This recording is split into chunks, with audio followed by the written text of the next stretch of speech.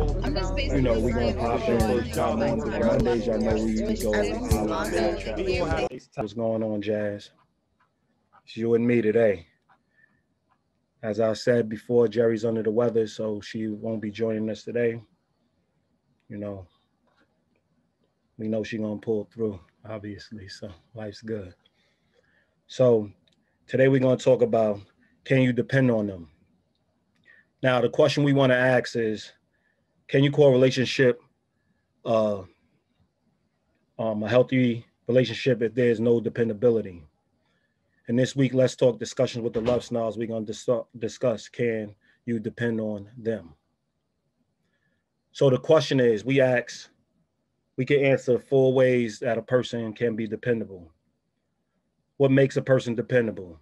So right now, I'm going to go over the 4 different ways a person could be dependable, and then we'll start the dialogue. So after I run off the 4 different ways, we can start the discussion and everybody can chime in and, assess whether they're dependable or they have people around them that are dependable.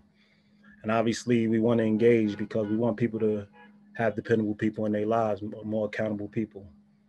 So the first thing you want to ask yourself, or you want to ask the people around you, are you consistent?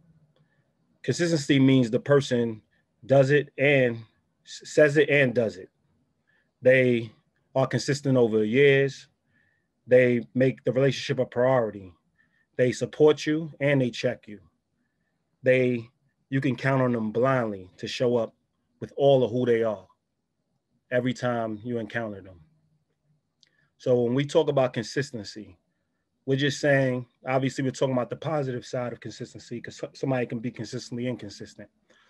But we're talking about people, or we're discussing people that actually show up for you and call you out when they need to call you out and support you, when you're doing something that's going to benefit and be great.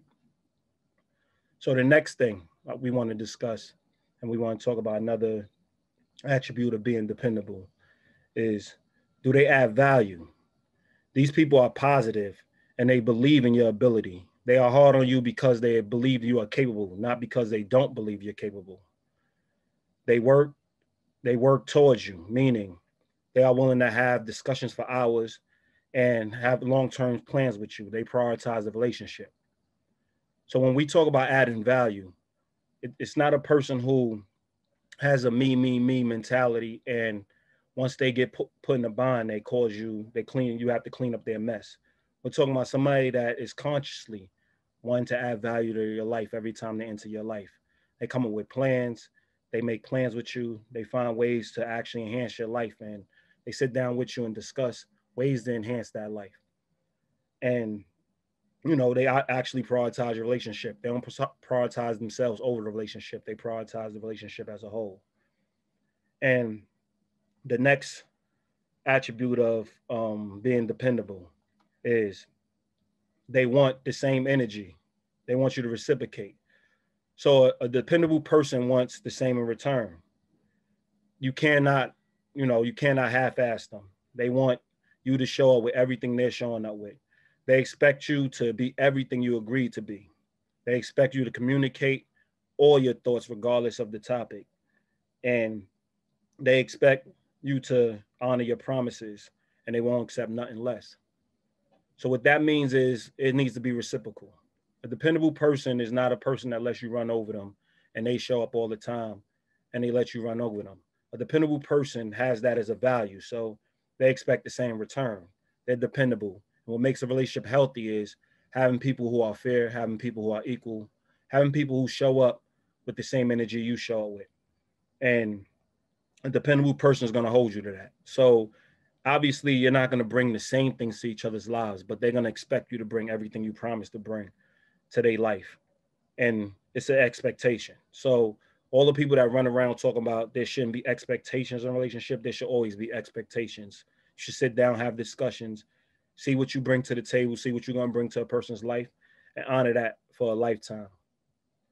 And the last one we want to discuss is a dependable person follows through. So don't make plans with a person who is dependable or that values dependability if you're not going to follow through with the plan, because that's the best way to lose them. That's the best way to lose somebody who is committed and honorable, they're going to honor every commitment. So they accept explanations, but they will frown upon justifications. So if you come up short, make sure you make it up to them. They respect accountabilities.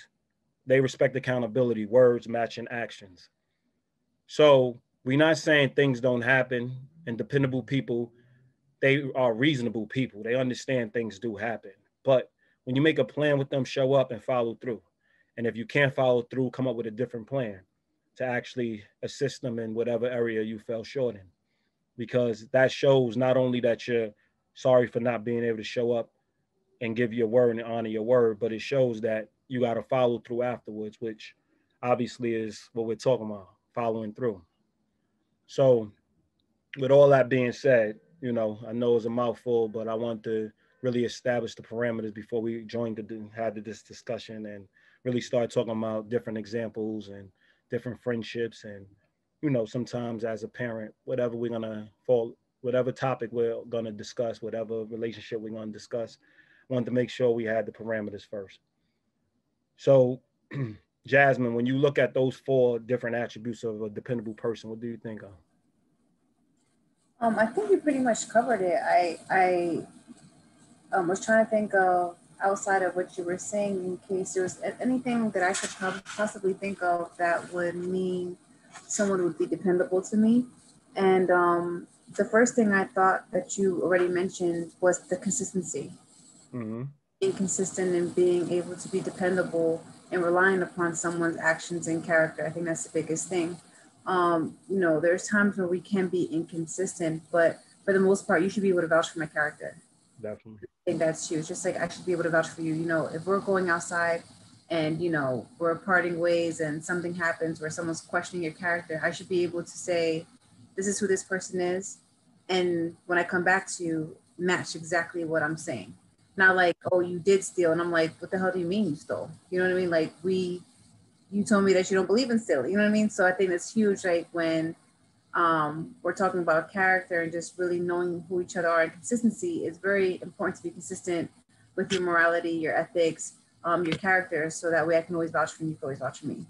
Definitely. I mean, consistency is synonymous with track record, and it allows a person to understand another individual blindly. So when something ain't going right, let's say you walk in a room and you're not feeling well, or something's really going wrong in your day, I'm able to identify that right off because you are a consistent person. You're usually on point. You usually bring energy. You're usually outspoken. And when you closing up or something's really going on, I'm able to feel it out and I'm able to see something is wrong. So I'm able to ask the right questions or assist you in the right way.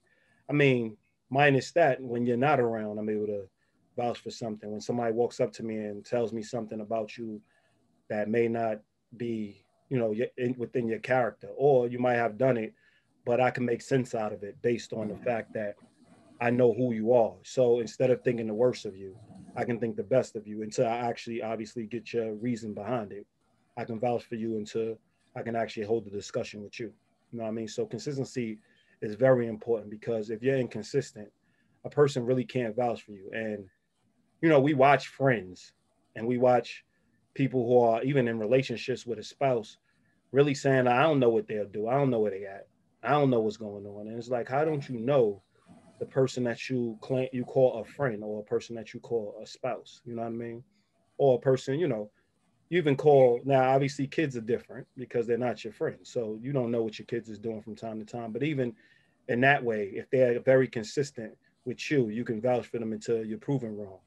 And I think that's the biggest lesson. Like, I'm gonna fail with you. Like, I'm gonna go down with the ship. If you're a consistent person, I'm gonna make sure I vouch for you until somebody truly proves that you're not on point, and they truly prove that you did something to harm me or to harm somebody else, or or something's truly out of character. So consistency is a big one. Yeah, but I mean, just real quick to also touch on the parenting thing. You're right. We're not friends with our children in that regard, but and they're still growing. But it's very important that they have that in us. That we're consistent.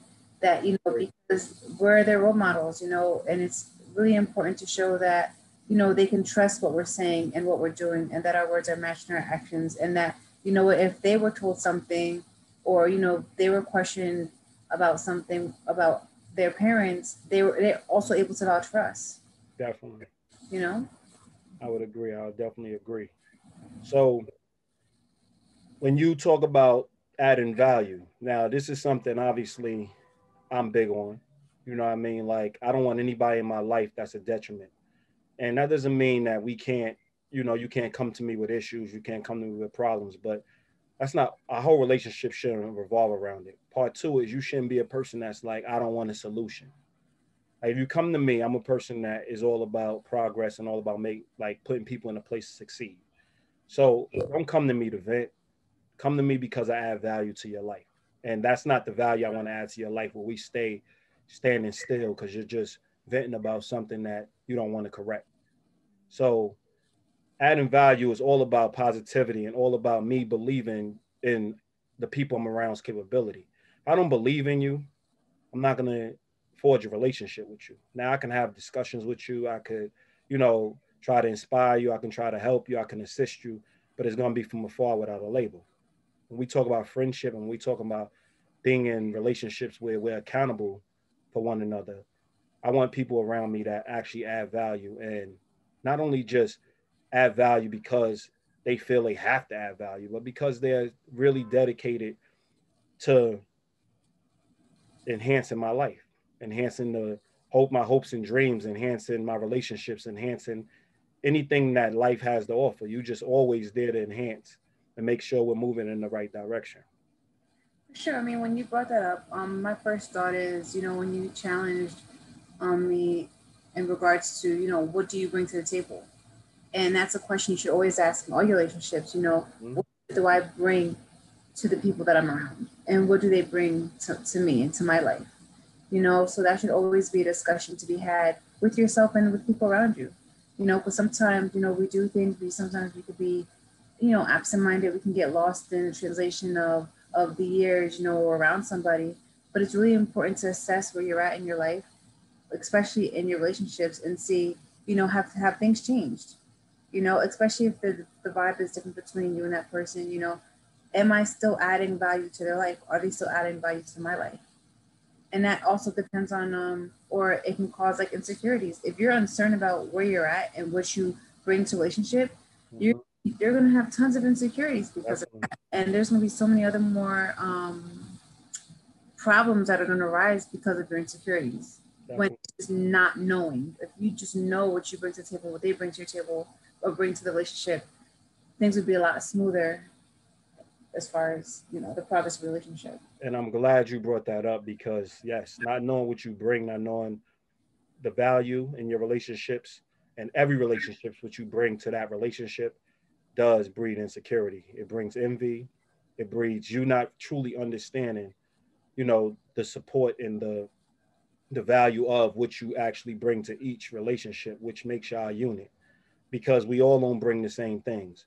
We're gonna bring different things. We all gonna have similar core values, similar faiths, similar destinations, but we're gonna have different attributes to get there, have different tools to get there. So it's really important to truly understand your value. What do I bring to relationship? And I would agree with you. You should ask yourself that every morning.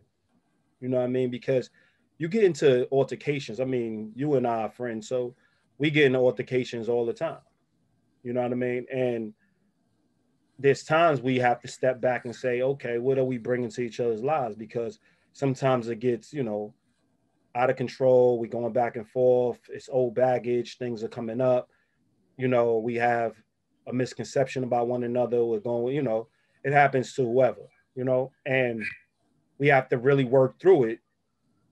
And that's the biggest question. Like, who am I in your life that we are where we at now? And sometimes it's because that person is that ingrained in their life that you fighting not to lose that person or you fighting to get that person's validation and your ego gets involved. You know what I mean? But the overall point is once you understand what you bring to that person's life, you stay in your lane, they stay in their lane, and you both able to work forward together as opposed to clashing because one person feels like they're insecure, or one person feels they're not validated within the relationship. And that's not anybody else's job. That's your job to understand what you bring to the table. And it's their job to have a full understanding of what you bring. But it's your job to make sure you understand what you bring and you value that and you bring it to the table every day. Yeah, I mean, it helps you make better choices, I think, ultimately, within the relationship that you're assessing and moving forward, and even what you're going to teach your children. You know, if you don't know what you're going to bring to the table, you end up settling for a lot of things, you know, things that you probably wouldn't settle for because it's like if you don't know what you bring or you don't know what you want from other people, you're willing to pretty much accept anything and kind of work through things that you shouldn't have to, or that isn't good for you. So there's a lot of things in regards to keeping your current relationships healthy, and then also being in a space that when you're moving forward to create new relationships, there's already a foundation there. Definitely. I would agree. Yeah. I would agree. So, you know, do you know, like, do you assess what you bring to the table on a regular basis, or is it something And I that mean, you do once a month, once every I mean, 2 weeks? it's more situational. I think you know, before I never really thought about it too much, just because I kind of had this self-confidence, like, you know, I know what I do, you know. Uh-huh. I can list things that I do for you, but I think what I had to learn and grow from, and still things that I've kind of reflect on is, you know, is what I'm providing adding equal value that's going to actually sustain my relationship, or can somebody easily fulfill what I'm doing? You Yeah. know, let's say I'm like the cleaner, because I am a cleaner, and you know, but I'm not More of an organizer. or organizer, yeah, Yeah. and I'm not providing the spiritual aspect of consistency and reliability. You know, anybody can come clean or organize. You know, um, That's not the case, but when I say that, you're I'm just saying you can probably replace not anybody, but you it's probably I think it's easier, you know, it's something that's easier, or you can eat, you can live without it a lot easier than having someone who doesn't provide, or who does provide consistency and dependability. And you know, I think those are the things are a little harder to find in people than or even to just live to live without, than someone who or it's harder to live with, sorry, then you know you can clean your own mess. You can organize, or you can do without. It's just kind of like, okay, whatever. It's not as organized as I want it to be, but it's not a make or break it. But to have people around you that are going to provide us some stability, consistency, longevity, you don't want to live without that. You know? definitely. So it makes it harder to replace. So to go back to answering your question as far as how often I do it, yeah, it's pretty much situational. I could pretty much say I reflect every day, and it's just about um, the tools that I'm using to consistently be the person who cannot be replaceable. Well, I mean, everybody can be replaced, you know what I mean? But I'll it's a make it person work. that you don't want to replace. And I think too, I think that the better thing to say also is knowing that if I was replaced, I'm okay with where I'm at. Definitely. You I know what I think mean? Like that's the biggest if you thing. replace, you know, not you, but generally speaking, if you replace me, I can walk away saying, this is what I have to offer. This is I'm not gonna go past this, or I'm not gonna go outside of what I want to do. And so I'm okay with your decision. And I can move on comfortably. But if I'm sitting here, you know, and all I'm worried about is, you know, cleaning and organizing, and I'm not providing much else, nothing to really sustain the relationship on a spiritual or level that's gonna actually bring us closer, then I'm gonna feel very responsible and very insecure about where I'm at, about how I didn't add to a relationship, and I'm gonna have a lot of regrets, and then probably make, you know, that's when you kind of go into this zone where you start making bad decisions because you never establish anything. You never You're establish living through insecurity. for sure. Definitely. I mean, just to clear things up, when I say organizer, and I'm like, okay, yeah, you're an organizer because you know you like things in this place. You make sure that everybody is taken care of. Everybody, you know, all the things around, like tangible things around them. Yeah. You can find them. You can situate them. You know, the appointments is on point. The calendar is right. You know, understand in that role, you have to be consistent, dependable. So the role they're not, it's not a separate thing. You get what I'm saying? Consistency, dependability, it's not separate. If it's your core value, it attaches to your role within that relationship. So you have to be a consistent organizer, dependable organizer. Let's say that's your core values. You got to be accountable organizer. You know, you misplace something and somebody's like, yo, where you put that? You can't be running around like, I ain't your slave. I ain't your maid. You're going to say, oh, my bad. I usually do put it here. I was inconsistent. And it lacked dependability because you weren't consistent, right? So you have to understand that those attributes highlight your strengths. You know what I'm saying? Because we understand those core values move us. That's who we are. Yeah. So within that, our core values is going to allow us to flourish within our roles. I just wanted to be clear; they're not separate. I mean, they're not that's independent. true. That's true. No, you're So right. You're right about you can't that. just get, meaning if you're inconsistent in organizing, then yeah, they can replace you with somebody who's a little more consistent. That's the whole point. Yeah. Because then you become less dependable. And if they really value dependability in their relationships, which I know I do, it's going to be a red flag for them. So yeah, though you're good at what you do, you're not holding up to your end of the bargain in the relationship in the grand scheme of the roles that we play in each other's lives. Yeah, I mean that's a great point, and I'm glad that you pointed that out and clarified it, because that's exactly it. Like, I'm good at it, but being good at it and being consistent in doing it and adding value to the people's lives that I'm around is two different things. I could be as good as I'm going to be about it, but if I'm not consistent with it, then what am I really bringing? The fact that you know that I'm good at something and I can do it for you once in a while, like when I feel like it. You know what I mean? Definitely. Yeah, It's just like having somebody that it's like having somebody that, you know, they show up once in a while, like they show up in crisis, right? So they're there to put out your fires, but they're not there for the rest of the time. I'm like, yeah, you a family member, or you know, you could be a firefighter for all we know. Like, you don't have to be our friend to actually assist somebody. But we tend to call those people our friends because they're there when we need them the most. But those is crisis people. Yeah. Like, a friend is there daily, not just when you need them the most. They text you, they call you, they go through your day to day with you. You having issues at work, you kind of bounce ideas off of them. Y'all in it for life, so you spend a life together. No matter if you're distant, you're together, you live in the same house, you live in the same borough. It doesn't matter if y'all have a friendship. You know what I mean? Then it's a different understanding. There's an expectation for a daily check-in. Whether it's just to say hi, I'm alive. It's a daily check-in versus somebody that just comes in crisis. So yeah, they may bring and add to your life, but they know they add to your experience, or they helped you out of a traumatic experience. But a therapist can do that. You know what I mean? Like, it's about them being there on a day to day, which goes back to the consistency, and then adding value within that consistency. So that's why they all go together. I agree. It's just, I'm one of the people, I think, when it comes to, I'll help you with, no problem. Yeah. You need something, I got you. But and I'm also the same person that I'm not putting a lot of effort into everybody. So I can give you I can give you a day, I can give you a week, but every day for the rest of my, like, for longevity, no, I only do that with certain specific people. So you're right about that too, because when it comes to crisis and like things of immediate attention, it's very easy for me, and I think for most people, honestly, to kind of step in and step out.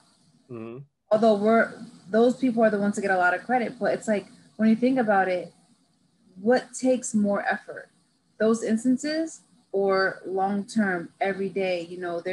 I see you're not doing something up to par, but I'm creating, or I'm allowing a space for us to be confrontational, which most people don't like.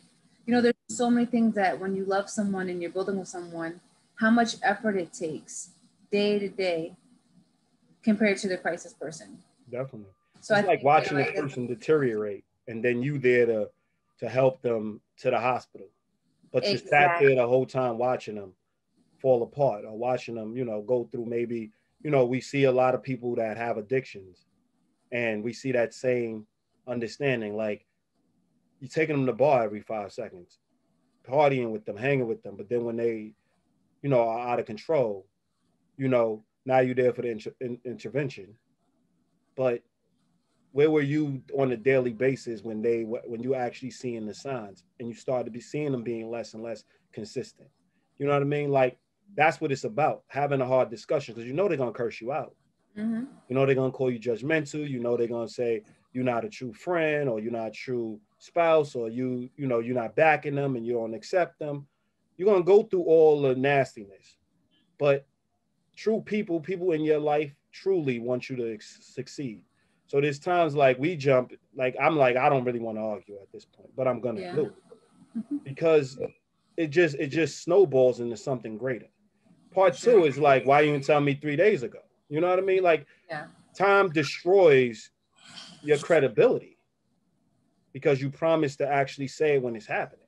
Unless you gave the disclaimer, like, I'm going to wait for it to happen a few times so I can check you about it because one time is not good enough. But you're saying you don't do it. So now I'm going to let it add up.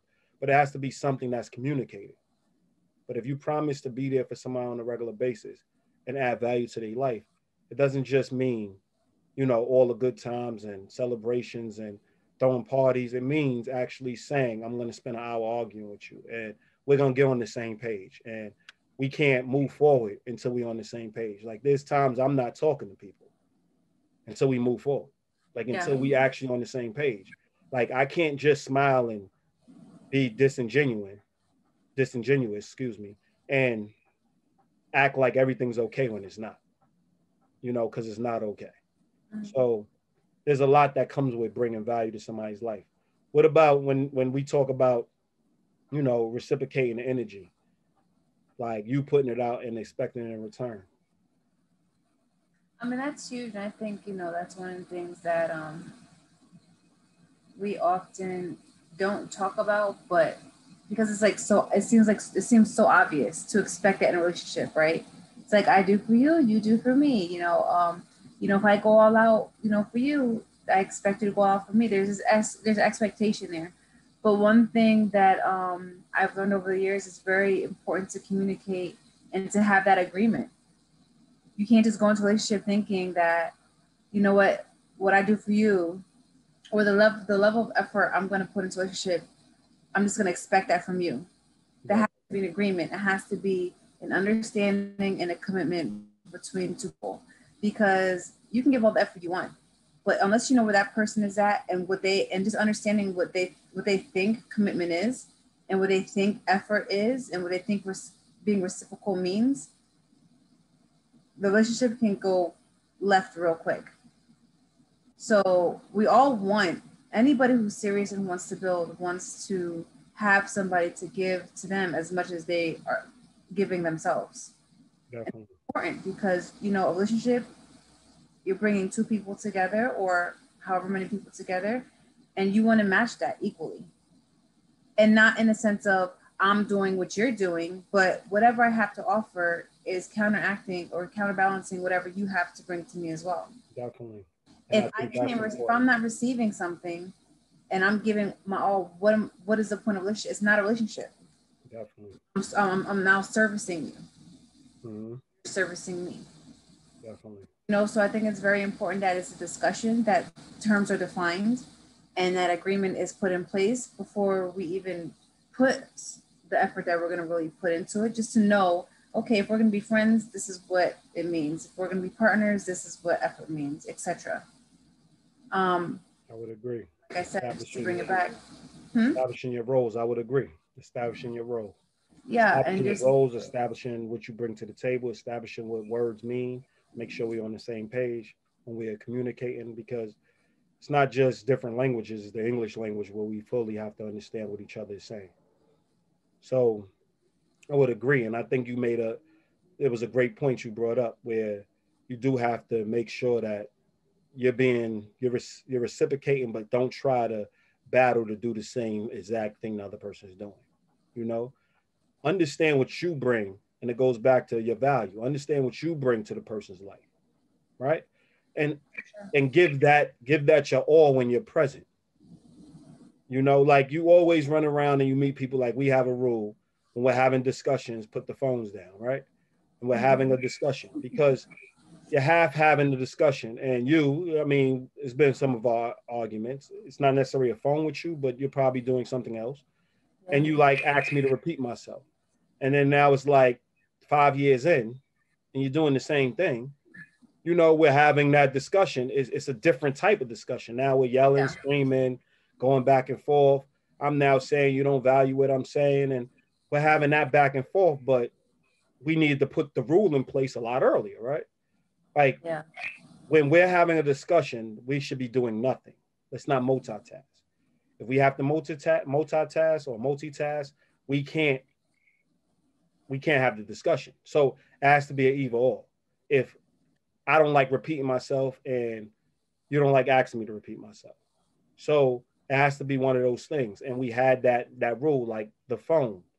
The phone can come off as, listen, I'm listening, but am I really truly there? You're not engaged. You know what I mean? Like prioritize your relationships. Put down the phone. So what we're talking about is what could we agree upon that's going to help us reciprocate the type of engagement we have. We both bring different things to each other's lives, right?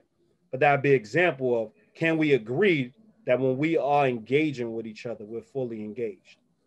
We're fully having a discussion, and we're going to have it to its end. And then we'll get back to the people who, text us, or we have the rule, like if we're not answering text messages and it's something important, call us. Right? So we have that rule with everybody that is close to us. So they all know he's not answering or she's not answering right away, call. The phones are present because obviously we have children. Obviously we have friends that don't live with us. So it's one of those things, right?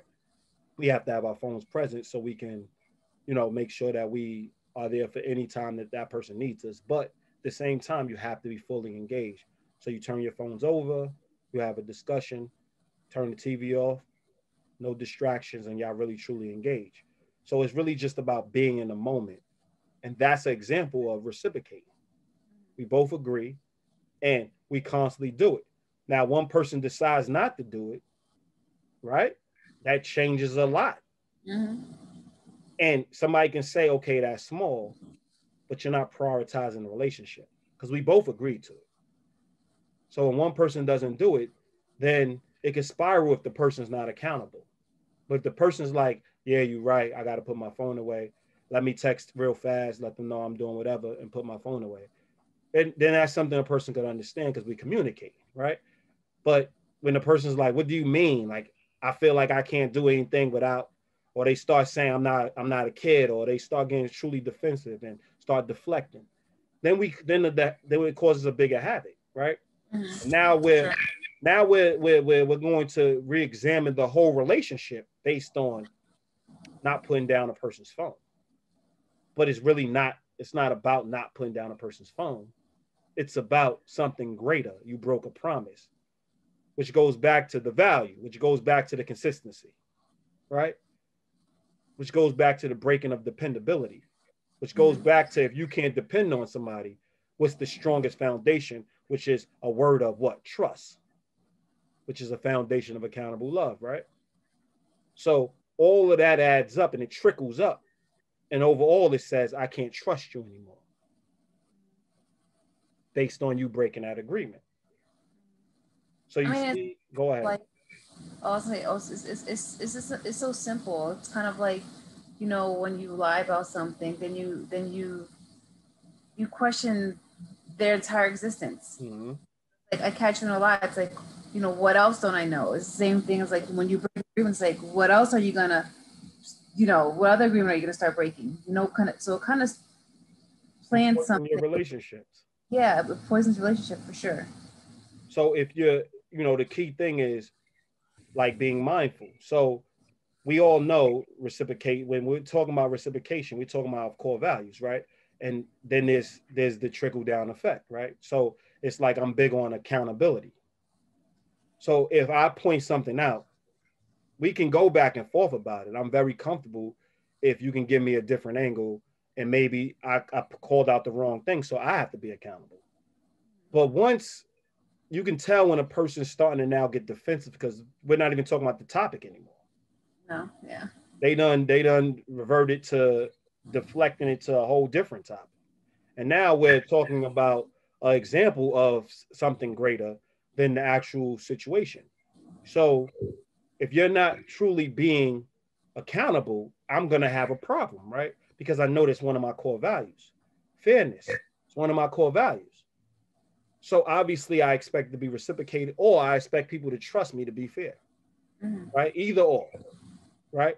So anytime you challenge that in me, I automatically have a reaction.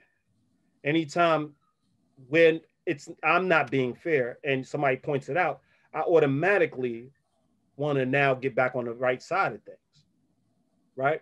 So it's the attributes that actually ties together. So what we reciprocal is the agreements we have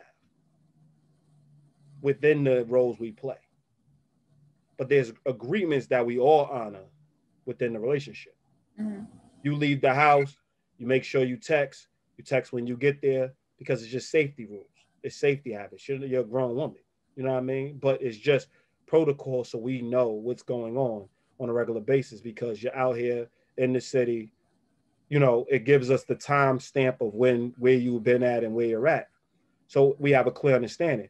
We do that on a regular basis. Why? We create a habit. So if something does happen and you didn't text, we know to call. And then if you don't call, you don't pick up your phone, we know now something is going on. So we can start the procedure or we can start the proper procedure to get to where you need to get us to where you at, or start doing what we have to do to figure out where you at. You know what I mean? It already shows consistency. See? So that's what I'm saying. But once you break that promise, you just pick up, oh, I just forgot, or you already know you're getting a tongue lash. You already know we were scared, we're upset. Now all of the fear turned into being angry. Yeah. And then you get defensive, and then it becomes a big argument. So when we're talking about reciprocation, we're just saying everybody has that same standard that they agree to, even if they play different roles. There's certain things in relationships you agree to. Do you know one that, you would say that needs to be reciprocated? Like an agreement? I don't understand the question. Because essentially, I believe every agreement that you have should be. No, but give me an example of an agreement that you would probably say needs to be reciprocated. Like I use the phone. Honesty. I could say honesty. Like if we both agreed to be honest and communicate about, What's the extent of the honesty? Like the example, what's the let's say instead of the core value, what's like an agreement we can have within honesty? Let's say we agree that regardless of whether it's gonna hurt our feelings, we're gonna still be honest. That way we know what each other are thinking. Okay. Right? So although it may cause conflict, at least we know what you're thinking, we can possibly work it out. Definitely. Okay. I think that's an important thing. That's an important agreement to stick to. It's important. It's not just important, but it needs to be reciprocal, because if now I'm sitting here telling you that I'm challenging you about all the things possibly that, I see that are maybe inconsistent, or, the flaws that can be improved, because you said that you wanted to know what I'm thinking and you're not reciprocating. Next thing you know, when I'm challenging you, you have all of this luggage and all of this drama now to point out at me. And now the conversation is not about you improving. It's about slandering my name because you feel insecure, or because you, so it kills the relationship essentially. Well, I've been tolerating you as opposed to exactly being in a relationship. It becomes a tolerance. Exactly. So I would agree. Both people have to believe that is the rules of engagement, and they can't, like the person who falls back and act like they're doing the other person a favor by not saying things, they're the ones that are hurting the relationship, not the person that's pointing every little thing out. And I guess that's one of those things to the outside person. They're like, damn, they always got something to say. They always got something to say. But you're like, that's what we signed on for. Like, if I'm doing this, and it doesn't always mean pointing out the wrong. It means pointing out the good, because some people have a problem with, with pointing out the bad, but also some people have a problem with pointing out the good. It means being honest about everything. You look nice in that dress. Your hair looks nice. You look beautiful. You know what I mean? You don't look great today. You know what I Yeah. mean? You look horrible. You know, what did you do? Like whatever discussion that needs to be had, you're having it.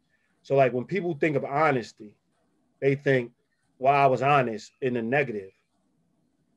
Some people, and some people think the honesty is like, well, I am honest. I always tell you look nice and pretty and X, Y, and Z, but they don't want to tell you the bad end of it. You know, so I would agree when it comes to, you know, really honoring that commitment or honoring that agreement, it would you need to reciprocate it because the energy needs to be the same. One person can have all the other person's thoughts while the other person sits back and just takes in, you know, and then we always, well, I wasn't thinking anything. It's like as I'm talking to you, you're not thinking anything. Oh yeah. So yeah, it's like, you know, you run into those people like, oh, I wasn't thinking. I would be honest if I was thinking something. Yeah, it already shows me we're not on the same page because I'm always thinking. like and I need to be around people who are very mindful and they are thinking. So we can always have a discussion. You know, not like it's always thinking about each other, but they're always honest and they always open and they always wanting to share, which keeps the, you know, relationship fresh. Sure. Definitely. So, you know, the last one, following through. So this is an important one because a lot of people have relationships and they're not really truly ready to invest in lifetime plans together. You know what I mean? Like planning something that they do together on a regular basis. And they can maintain for a lifetime through all the marriages, through all the kids, through all the, you know, through all the promotions. They won't budge those things. They prioritize this within their friendship. And I think that's the cornerstone of dependability. Having something that is y'all's, having something that nobody else can actually touch. You know, we go out every Friday. So coming in, any relationships you talk about, listen, I go hang out with my girlfriend every Friday. You know what I mean? Meaning in your case, it would be girlfriend. In my case, it would be my people's, right? So I go hang out with them every Friday. So you can come if it's a new partner, or you can go do something else. But this is something I definitely do, right? Because it's ours. It's something I prioritize my relationships. You know, in our case, we hang out every Saturday, right? No matter what we doing, we get together Saturday. The kids, everybody, we make sure. I mean, we had our teenage our teenage kid don't want to see us on Saturday sometimes, but overall, we plan for a Saturday, so we really don't make plans on a Saturday. But every other day, you know, we kind of make plans and check in and see what everybody else is doing and pop in any second. But we can make outside plans, whether it's going to the gym, running, meeting up with somebody. We do outside things. But when it comes to Saturday, that's something that we definite with. So whoever came in, they knew, you know, came into the group or the village, they knew Saturdays they come through and we all hanging out. So that's a follow through. That's a plan that I'm not willing to budge. So anytime I meet a person, that's what I'm telling them. Like Saturdays, I hang out. We hang out as a village. We really catch up on the week. We really sit down and have tough discussions if we have to have them. We really figure out our relationship and make sure our relationship is still strong by the end of the week. Sure. You know what I mean? So that's a follow through. What would you think would be another thing that you would follow through with, like when it comes to a friendship or, I mean, I guess with a romantic partner, y'all are going through life together. So there's a lot of follow. Yeah. So I guess this would be more towards friendship.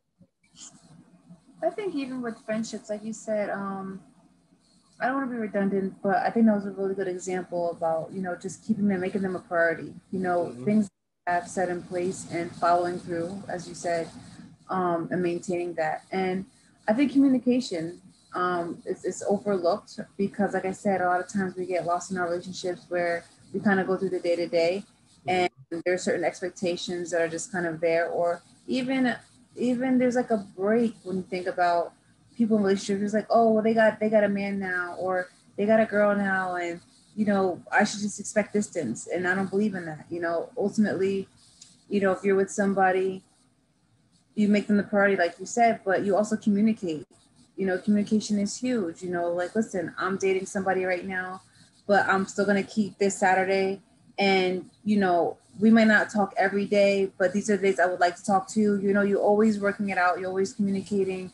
If something pops up, let's say something pops up on a Friday that, you know, you and your man got to, you and your partner got into an argument, and it's kind of running into like, hey, listen, I'm going to be late, or maybe I might not be able to make it, but I promise I'm going to make up to you. And just making sure that they remain that priority through communication. So no matter what, you can get through anything with communication. So I think that that's a huge one. That's a lot of times overlooked based on expectations. Definitely. I would say the communication is married with actions. Like you can get through anything with communicating and following through.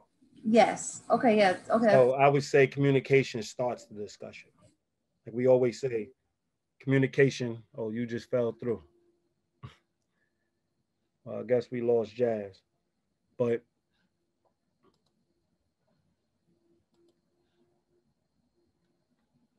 let me see if we get her back. A little bit of time we have left. Well, she's not here, but my overall point was communication is big and is huge, but you know there needs to be a follow through at the same time. And communication is all about establishing plans to actually follow through. So communication could be married, should be married with action at all times. Like we look at it as an independent thing.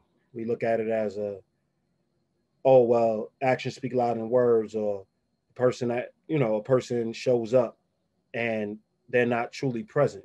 But your actions and your words need to marry each other. If you say you're going to show up and be present.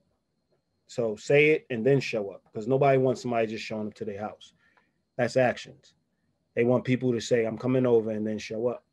So, keep that in mind. But when we think about, I mean, I guess Jazz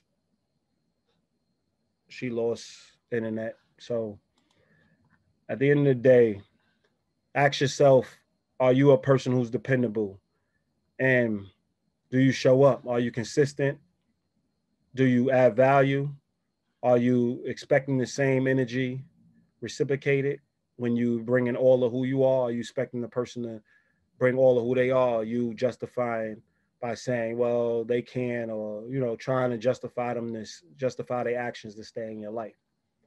And do you follow through? Do you make plans with people and follow through? Do you make lifetime plans with the people you call friends? Because obviously with your spouse, you're making a lifetime plan. But do you make a lifetime plan with your friends where no matter what, this is what we do and this is what we're going to show up for, and we're going to make sure we maintain the consistency of that relationship, and which is very important. So all combined. Oh, Jazz, you're back. You're back. You're back. Well, I'm wrapping up, kinda. I'm getting ready to wrap up.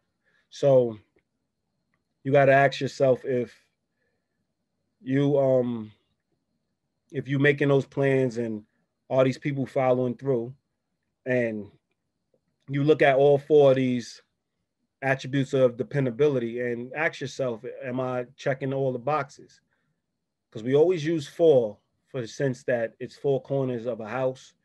It's east, west, south. Like if you have four people, supportive, strong people in your life, I believe you're going to have a great life, because if you have strong four people to support you in life, that's a starting point. If you have four strong attributes, it's a starting point.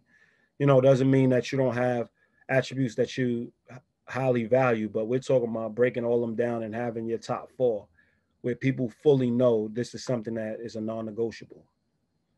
So, because sometimes they bleed into each other and you got to pick one. So, dependability we discussed today. So, ask yourself, are you in relationships that's showing up for you?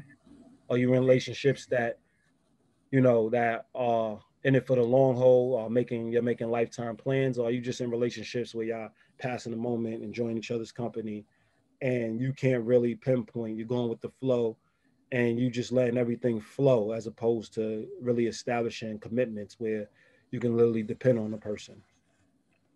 So, this has been another great discussion. Thanks, Jazz, again, for, everybody knows Jerry was sick, so Jasmine, you know, basically filled in. So I appreciate what you did, and No problem. thanks for joining the discussion. It's another Let's Talk discussions with the Love Snobs, and we appreciate it. All right, enjoy.